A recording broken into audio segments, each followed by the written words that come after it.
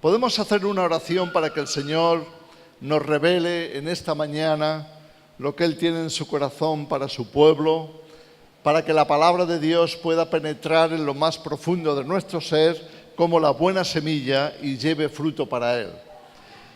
Padre, nos encomendamos a ti en esta mañana en el nombre de Jesús, para que tú obres en nuestras vidas, en nuestros corazones, en nuestras mentes, para que tú puedas poner tu buena palabra como la semilla viva que es y produzca cambios y progreso y crecimiento y madurez en cada uno de nosotros. A ti nos encomendamos, Señor, en el nombre de Jesús. Amén.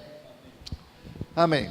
Como sabéis, estamos tratando de enfatizar la visión evangelística. Vemos como una tremenda necesidad que el Evangelio en nuestra generación alcance hasta el último habitante de la tierra. No solamente porque conlleva una tremenda promesa de parte de Dios. Jesús mismo dijo que se predicaría el Evangelio en todo el mundo para testimonio a todas las naciones y entonces vendría el fin. Entonces vendría Él. Él está esperando a que cada generación siga llevando la antorcha del Evangelio, alumbrando a más y más de este mundo.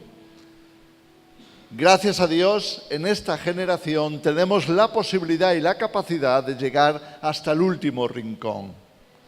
Es curioso que Jesús dijo a sus propios discípulos que no se terminarían de alcanzar todas las poblaciones en el mismo Israel antes de que Él viniera. Nos parece sorprendente porque Él estuvo allí, los discípulos estuvieron predicando allí una y otra vez en aquel pequeño país que conocemos como Israel. Pero también es un hecho y es una realidad que la Iglesia muchas veces se enfatiza, se involucra, se impulsa hacia las grandes poblaciones y abandona o se olvida de otros muchos que viven en pueblos pequeños, en aldeas, en pueblecitos. Nosotros tenemos la experiencia de haber vivido en un pueblo muy pequeño de la provincia de Murcia que se llama Lobosillo. Es tan pequeño que nadie lo conoce, ni siquiera el nombre le suena a nadie. El mismo nombre lo hace pequeño, porque si se llamara Lobo, podría parecer algo importante, pero se llama Lobosillo. Y hay muchos pequeños pueblos, pequeños lobosillos en toda la geografía, a nuestro alrededor, en nuestra propia comarca, en nuestra propia región, en el país, en el mundo. Y todos los habitantes del mundo son el objetivo del Evangelio. Él quiere llegar a cada persona, a cada alma. Así que tu labor, por pequeña que te parezca en ese sentido, es tremendamente importante para Dios. No hay ni una persona que Dios no haya amado lo suficiente como para salvarlo. No hay ni un solo habitante del pueblo más pequeño de este país o de cualquier otro país que Dios no lo haya tenido en cuenta a la hora de enviar a su Hijo. Dios pensó en cada uno. No menosprecies esa pequeña oportunidad que Dios te está dando para llevar el Evangelio a una persona. Una persona es de gran valor para Dios. Una persona es de tanto valor para Dios que cuando Cristo fue a la cruz, esa persona estaba en su mente y en su corazón. Por favor, tomemos esto en esta mañana como una responsabilidad. Dios nos está llamando a predicar y anunciar el Evangelio. Me gustaría que pudiéramos comprender mejor el corazón de Dios. El problema del ser humano tiene mucho que ver con nuestras decisiones. Todos tenemos capacidad de tomarlas. Tenemos capacidad, o por lo menos a veces nos sentimos con esa capacidad, de tomar decisiones de una forma muy aventurada, de una forma muy valiente. A veces somos capaces de cambiar nuestro rumbo de forma radical a través de nuestras decisiones. Y somos capaces, y muchos de vosotros lo habéis hecho, de desplazaros miles y miles de kilómetros desde vuestro país para llegar a España. Vosotros sabéis muy bien lo que eso significa. Requeríais decisiones. Había que tomar una firme decisión de qué hacer para cortar con todo vuestro ambiente, con todo vuestro pasado y poder dar un salto en la geografía, cruzando el charco y aterrizando en un país que desconocíais. Así que la mayoría de vosotros sabéis muy bien lo que significa tomar decisiones arriesgadas. El ser humano está tomando de continuo decisiones. Muchas de esas decisiones han sido terriblemente tomadas. Muchos cambios malos han llegado a nuestra vida como consecuencia de malas decisiones. A veces nos puede parecer que estamos acercándonos al abismo y no sabemos por qué. Vemos cómo se cierran las circunstancias negativas sobre nosotros y parece que estamos en un callejón sin salida. Y no sabemos por qué. De hecho, muchas veces estamos buscando culpables de nuestra situación y estamos tratando de ver qué nos ha llevado hasta ahí o quién ha tenido la culpa de que nos acerquemos a ese precipicio. ¿Sabes? Buscando culpables, muchas veces nos hemos equivocado pensando que debe ser algo genético. Mi padre también tomó malas decisiones. Mi madre se equivocó. Lo veo en mis hermanos y también lo veo en mí. Creo que esto es un problema genético y es fácil echarle la culpa a otras cosas por las malas decisiones que tomamos. Debemos de evitar el buscar culpables. No se trata de si mis padres o mis abuelos o mis antepasados. No se trata de si Adán y Eva, porque podemos remontarnos hasta ahí. No se trata de si Adán y Eva tomaron una decisión tan mala que nos ha arrastrado al género humano hasta esta situación. Tampoco tenemos que mirar hacia atrás a ver a quién le vamos a cargar con la culpabilidad de nuestras decisiones. Llega el momento en que tenemos que asumir que Dios nos ha provisto de conocimiento, Dios nos ha provisto de sabiduría, de revelación suficiente como para que aprendamos a cambiar nuestras decisiones. Déjame llevarte a lo largo de la Escritura porque la Biblia es un libro tan sumamente realista que Dios ha querido expresar en él la cadena inmensa de malas decisiones que se han ido tomando desde el principio, pero también Dios ha querido no solamente que veamos que el ser humano es pecador y que nos resulta sencillo equivocarnos. Es lo más fácil del mundo para nosotros tomar decisiones equivocadas. Pero Dios lo ha tenido en cuenta y no solamente nos permite caer como consecuencia de nuestras decisiones, sino que siempre va a velar por rescatarnos. Cuando hablamos de que Dios es redentor, de que Jesús es nuestro Salvador, estamos diciendo no solamente que nos libra del infierno o nos rescata de la perdición para llevarnos a su reino, sino también que Él es el Salvador de nuestras malas decisiones. Él nos redime después de que hayamos cometido quizá ese error que todavía estamos sufriendo. Quizá ese error, esa decisión tan mala que todavía nos martillea, nos golpea la mente, nos está haciendo pensar que te has fijado cómo eres, no hay solución para ti. Eres la persona que más se equivoca del mundo. Eres la persona que mete la pata de tal manera que te resulta imposible deshacerte de sus consecuencias. Es muy posible que estemos todavía sintiéndonos bajo ese ataque de culpabilidad. Pero permíteme decirte que la buena noticia del Evangelio también alcanza a la redención que todos necesitamos, a la salvación que todos necesitamos por nuestras malas decisiones, de nuestras malas decisiones. En la vida de Abraham, que encontramos en Génesis, vemos cómo Dios le llama a salir de su tierra para ir en un viaje hacia Canaán. Dios le quiere cambiar de país.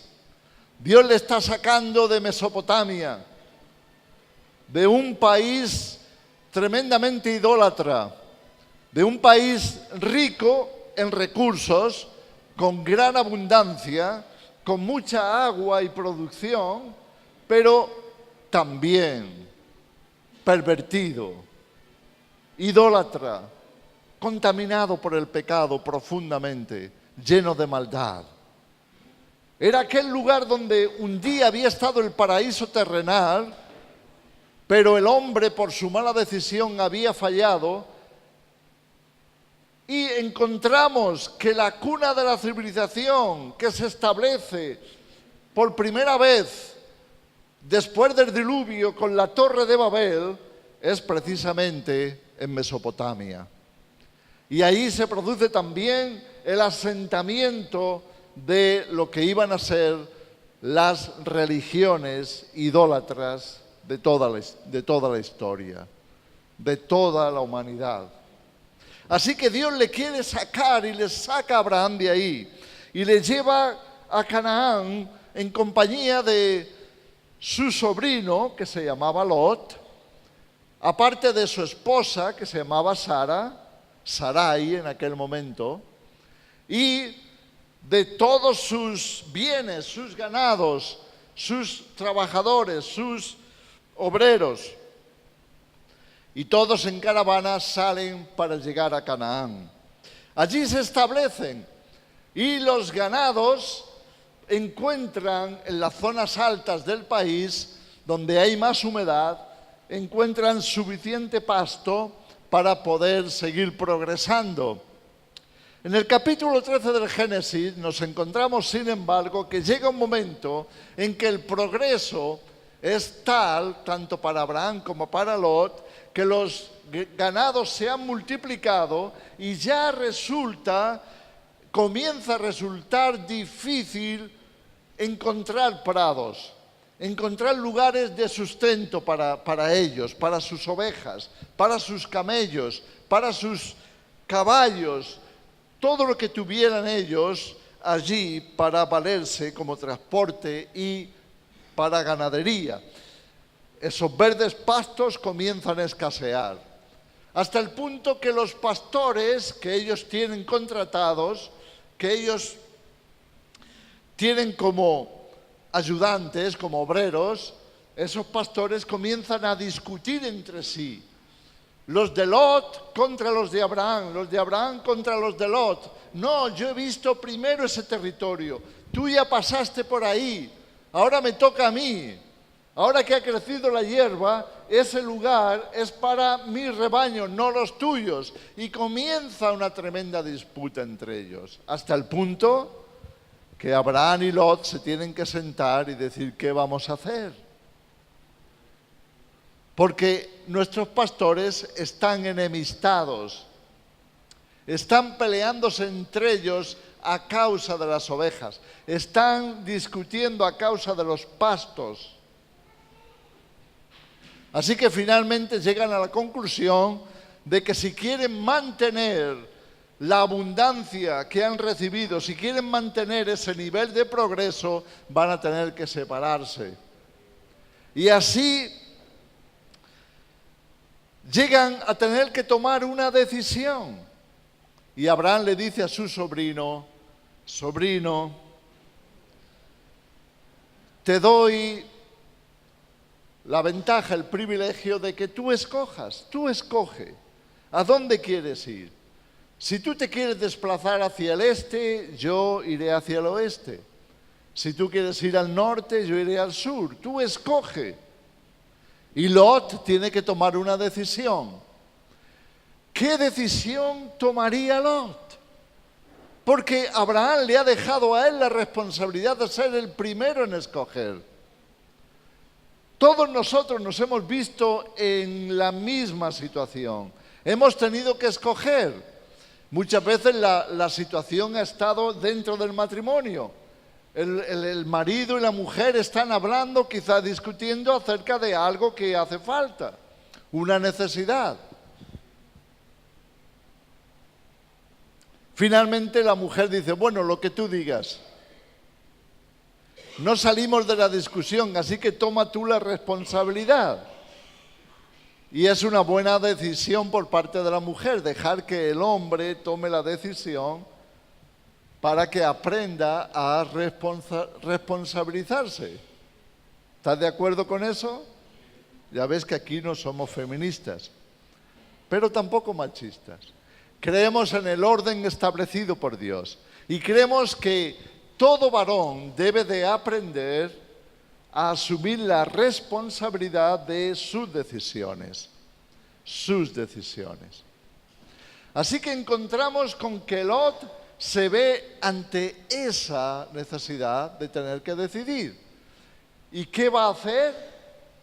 Bueno, va a hacer algo que todos creo que haríamos, es examinar el territorio. Él tiene que mirar a ver a dónde llevar sus rebaños. Y dice que mirando la llanura del Jordán, ahí en el mismo capítulo 13 del Génesis, mirando las llanuras del Jordán, vio la fertilidad, el crecimiento, la abundancia de los frutos que se producían allí. Así que él automáticamente pensó, si hay un lugar verde que pueda traer alimento a mis rebaños, debe estar ahí. Y él decidió desplazarse hacia las llanuras del Jordán. Esto le dejó a Abraham el territorio donde él vivía, que eran los lugares altos, los montes, las montañas, los encinares, para él, para sus rebaños y para mantenerse en donde él ya originalmente había llegado. Pero nos dice esa escritura, en ese pasaje del Génesis, que Lot fue llevando su asentamiento, sus obreros, sus rebaños, hasta Sodoma. Hasta Sodoma. Y cuando escuchamos la palabra Sodoma, nos suena la campana de prohibido, cuidado, no pases, terreno peligroso, mejor no estés aquí. Pero seguramente Lot no estaba consciente de esta situación. Se dejó llevar por la apariencia. ¿La apariencia de qué? La apariencia de abundancia, la apariencia de recursos, el verdor del río, de los cultivos que se estaban desarrollando en aquella zona. Así que tomó una decisión basada en sus sentidos. ¿Podemos ver esto? Una decisión basada en los sentidos.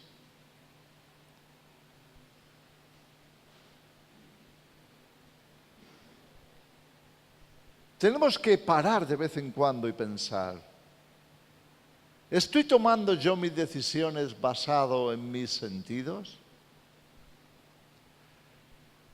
¿Es quizá porque he tomado decisiones basadas en mis sentidos que ahora estoy padeciendo estas consecuencias indeseables para mí?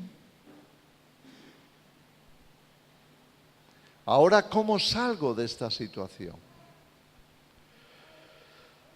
Ya sabemos lo que pasó a Sodoma, a Gomorra, a aquellas ciudades del valle del Jordán. Y ya sabemos que la maldad de ellos llegó a tal extremo que nos dice en el capítulo 18 del Génesis que el clamor había subido hasta el cielo. De manera que Dios tuvo que venir a visitar a Abraham con 2 ángeles para hablarle de la condición de Sodoma y de Gomorra. El destino final sería su destrucción. Dios destruiría a Sodoma y las ciudades del valle. Y las destruiría por su maldad. Pero ahí estaba Lot. Así que Dios, conmovido a misericordia, aunque Lot se había equivocado hasta ese extremo, tuvo compasión de él. Escucha, esto es un mensaje que todos necesitamos llegar a comprender en su profundidad. Dios en su misericordia va a redimirnos incluso de nuestras malas decisiones. Dios en su misericordia quiere redimir a tu familia, a tus amigos. Ya sé que han tomado terribles decisiones. Ya sé que seguramente están mereciendo lo que padecen. Es muy posible que por sus malas decisiones se hayan visto abocados hacia una destrucción.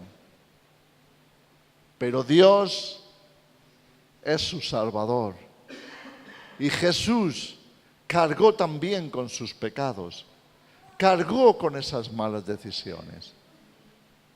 Escucha bien, iglesia, porque cada uno de nosotros somos el brazo extendido de Dios, como el de aquellos ángeles, para tomar a Lot y arrancarlo de la destrucción, sacándolo de Sodoma. Y no solo a él, sino a su familia.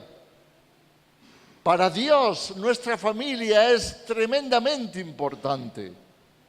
Para Dios, tu familia es el objetivo número 1 al que tú debes de alcanzar predicándole el Evangelio, llevándole la palabra de vida que pueda traer solución y salvación para ellos. Finalmente, Lot y sus hijas salen de Sodoma y tienen que huir hacia los montes para escapar de la destrucción y refugiarse en una cueva.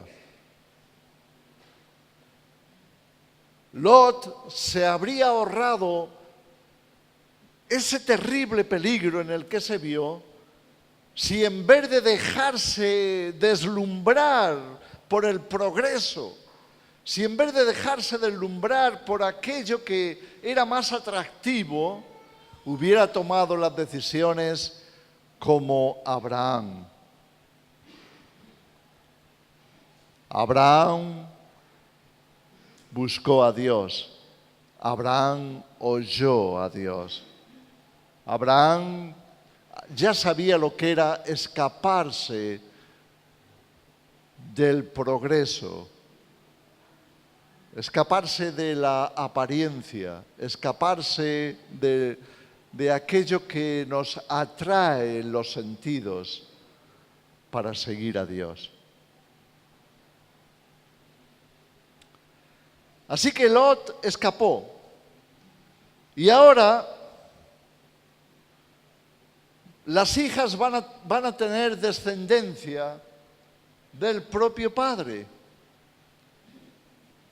No por voluntad de Lot, sino por voluntad de las hijas que le van a emborrachar para poder concebir y tener hijos. Ya ves que la Biblia a veces se pone cruda. La Biblia no es un libro que nos oculta el pecado. No es un libro que nos trata de hablar solamente lo positivo, solamente aquello que nos suene agradable. La Biblia no es políticamente correcta.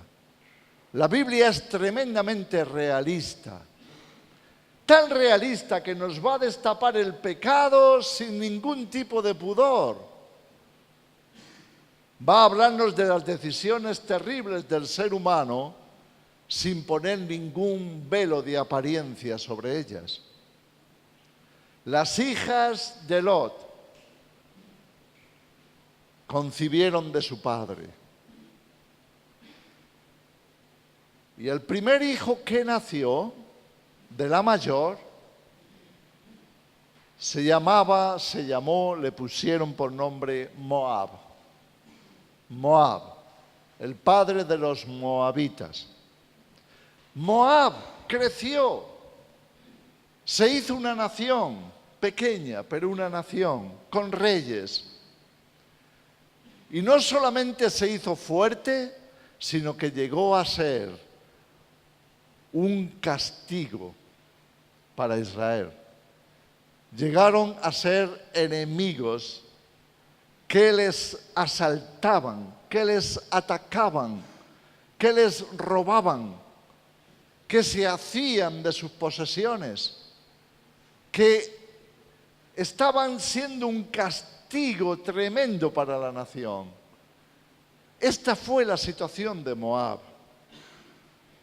Ahora, déjame llevarte más allá en la Escritura para que entiendas cómo Dios asume vez tras vez la responsabilidad de las malas decisiones para poder ser el salvador de ellos. Y Dios va a hacer algo en la historia de Moab que nos va a dejar profundamente sorprendidos.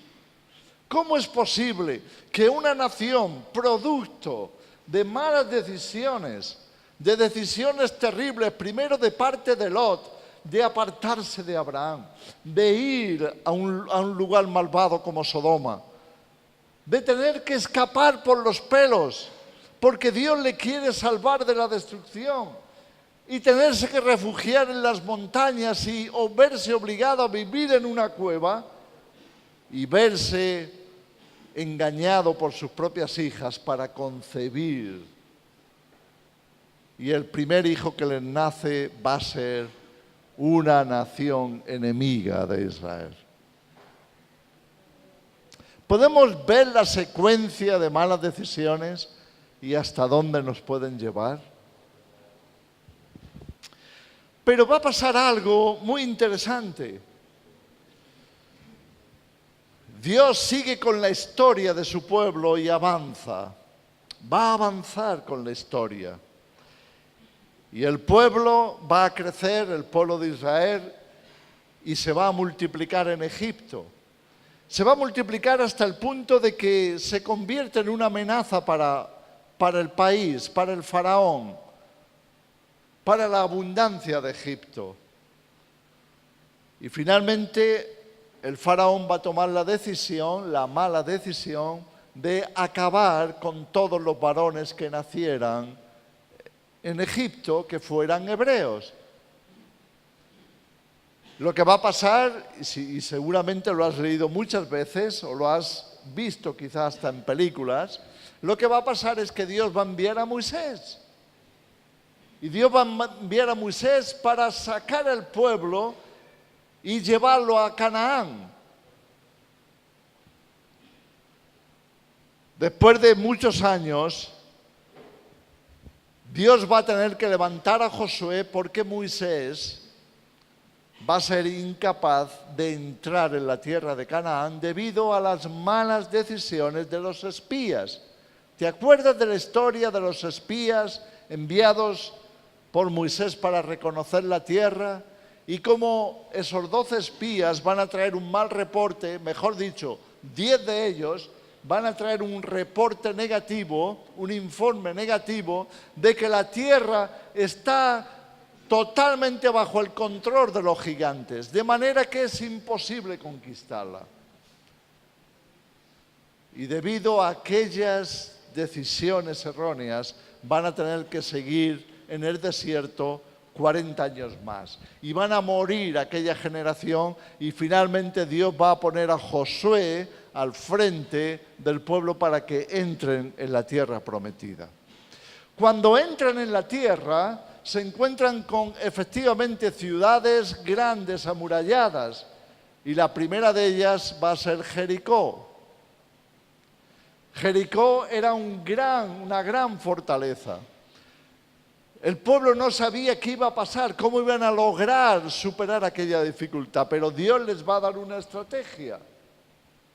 Pero antes de eso, Josué va a enviar a 2 espías para que entren en Jericó y vean cómo es por dentro. Ellos van a entrar y de pronto se va a levantar una persecución dentro de la ciudad contra ellos. Y ellos, buscando refugio, van a acabar en la muralla, en la casa de una prostituta, que se llamaba Rahab. Y aquella mujer les va a recibir, les va a acoger, incluso les va a ocultar, porque la misma guardia de la ciudad va a golpear la puerta de Rahab en busca de aquellos hombres espías. ¿Te acuerdas? Y entonces Rahab va a hablar con los espías y le va a decir, mira, yo sé, lo tengo en mi corazón, lo presiento de una manera muy grande, que Dios va a entregar esta ciudad en manos vuestras. Solamente os pido que salvéis a mi familia y a mí. Así que los espías van a entrar en un juramento con aquella mujer.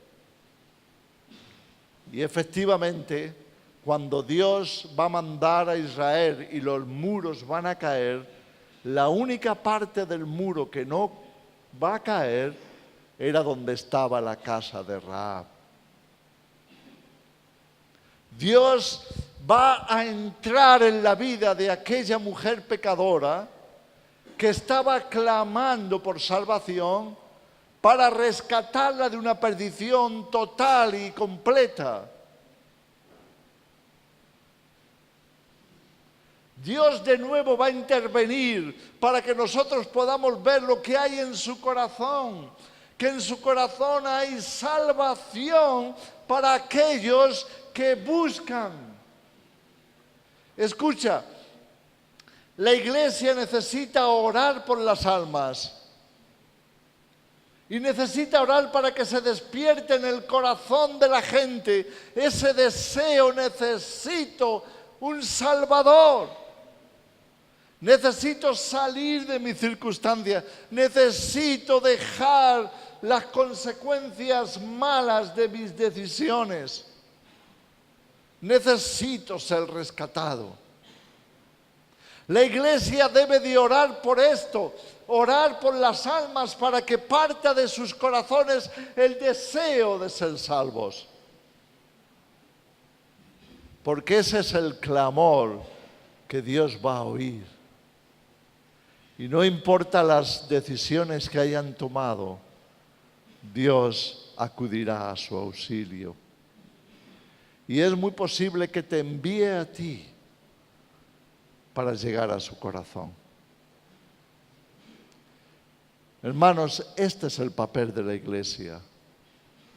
Necesitamos vernos como las herramientas, los instrumentos de Dios para salvación, para rescate, para redención.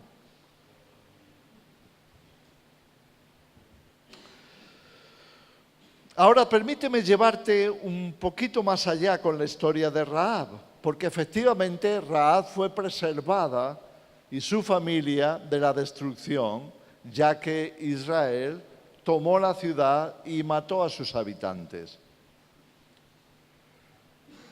Y ahora Rahab se va a casar con un israelita, con un hebreo, y va a tener descendencia.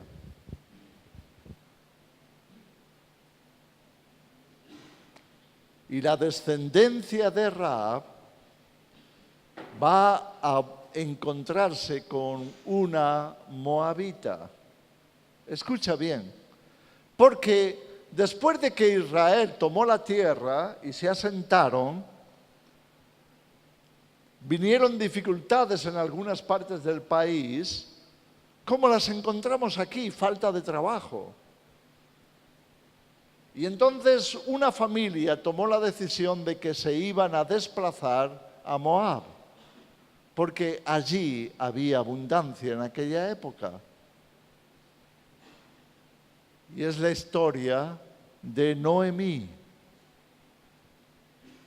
que sale de Israel a Moab y va allí con sus 2 hijos y su esposo. Y los 2 hijos se van a casar con 2 moabitas. Pero después la desgracia se va a enconar, va a atacar a la familia, y muere el padre, y muere un hijo, y muere el otro hijo. Y Noemí se encuentra que tiene que regresar a la casa, tiene que regresar a Israel, tiene que regresar a Belén, de donde era. Y vuelve con ella, Ruth, una moabita. Y cuando está de nuevo en la tierra, porque ella ha tomado la decisión de que no va a quedarse en Moab, sino que va a tomar la tierra y el Dios de Noemí como su tierra y su Dios. Y vamos a ver una cosa muy interesante, y es que la descendencia de Rahab, Booz, no sé si os acordáis de este personaje, Booz, una persona que le había ido bien, había progresado y tenía campos y tenía segadores. Y este Booz va a tomar como esposa a Ruth. Así que aquí de nuevo la descendencia de Rahab se va a encontrar con la descendencia de Moab. ¿Y qué tiene de particular eso? Pues tiene algo de mucho valor y mucha importancia en la historia de Israel y en la historia del Mesías. Es que tanto Booz como Ruth van a ser antepasados directos de Jesucristo. Escucha bien esto, porque lo que nos trata de mostrar el Señor es que su propio Hijo, que nacería de una mujer, quiso tomar en sus genes, escucha bien esto, quiso tomar en su genética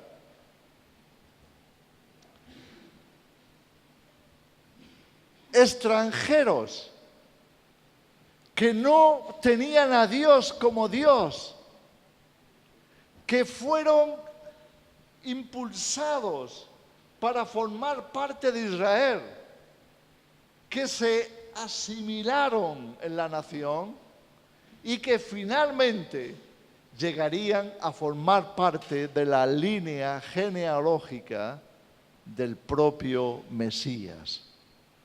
Dios había hecho posible que el Mesías tuviera en sus genes a aquellos que habían heredado las malas decisiones de sus antepasados.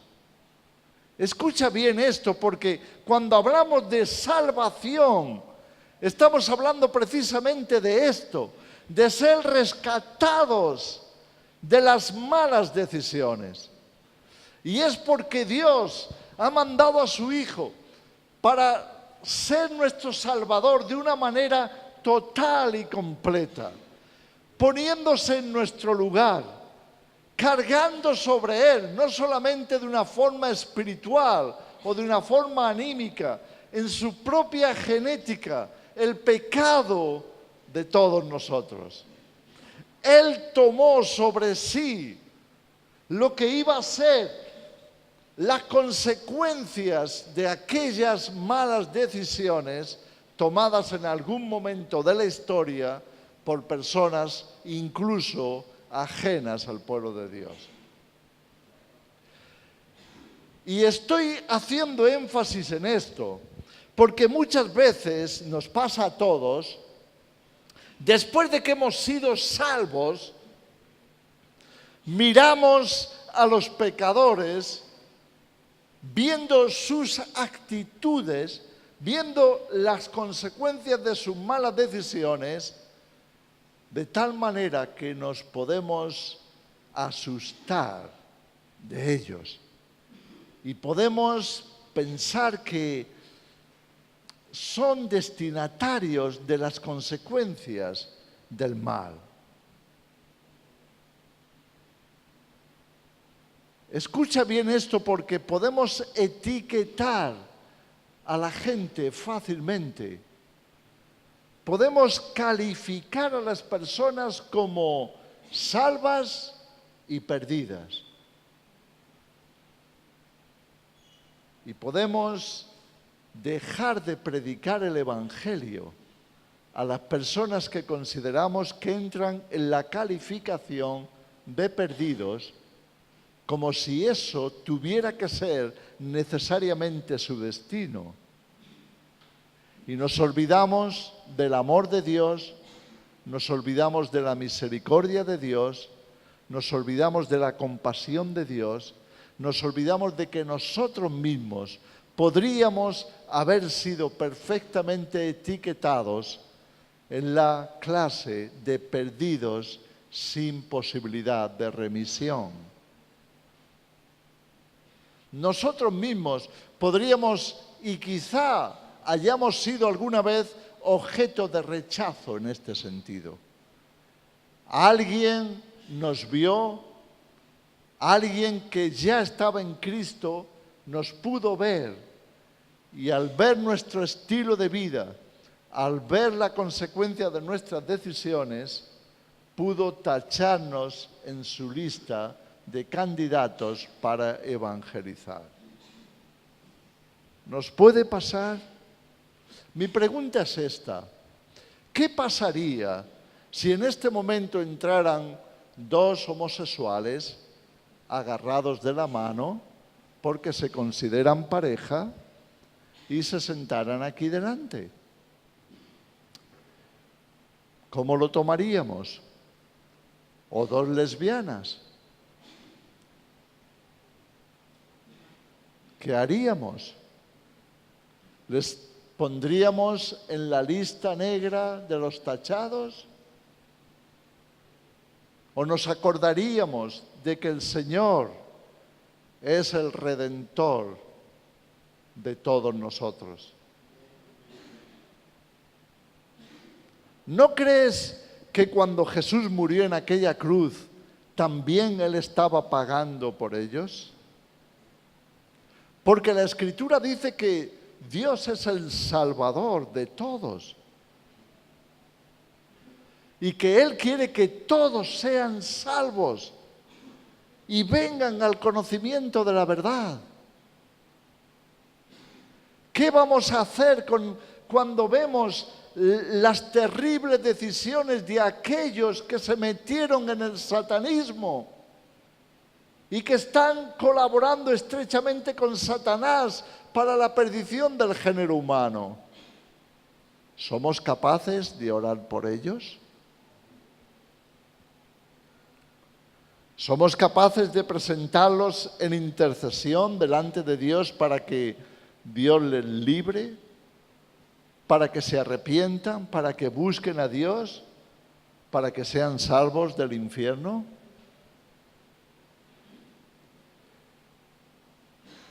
¿O huimos de ellos como niños porque tenemos temor de ser contaminados o tenemos temor de caer bajo su influencia.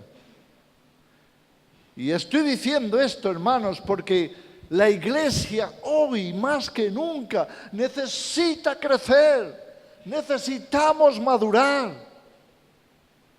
necesitamos asumir responsabilidad.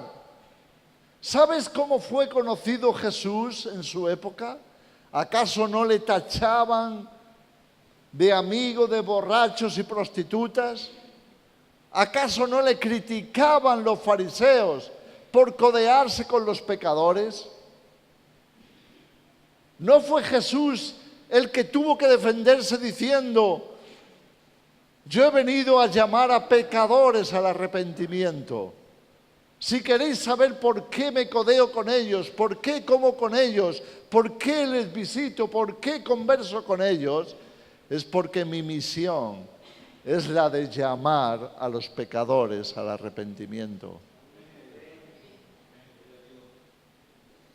La iglesia necesita madurar, hermanos, y necesitamos asumir responsabilidades, porque no vamos a madurar sin asumir responsabilidades.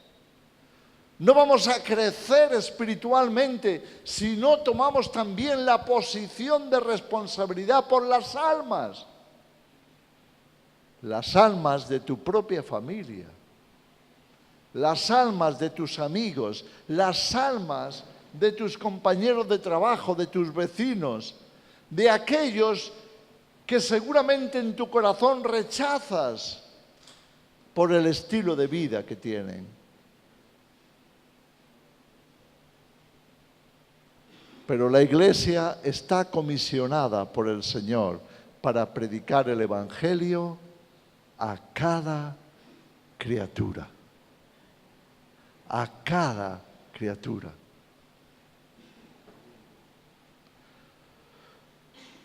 Hermanos, ¿podemos hacer una oración por esto?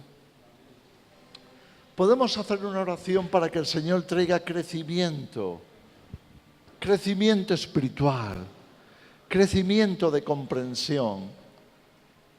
Dios nos quiere usar como instrumentos de salvación. Dios nos ha escogido para que seamos sus manos, sus pies, su boca, sus ojos, sus oídos. Padre, te queremos pedir perdón en esta mañana por tantas veces que no hemos comprendido tu corazón, que nos hemos olvidado de tu profunda misericordia y compasión. Señor, gracias por tu palabra. Gracias porque en ella nos revelas esa medida ilimitada que tú tienes de amar y perdonar, de salvar y sanar, de restaurar. Señor, te pedimos por tu iglesia en esta mañana. Señor, pon ese mismo corazón en cada uno de nosotros.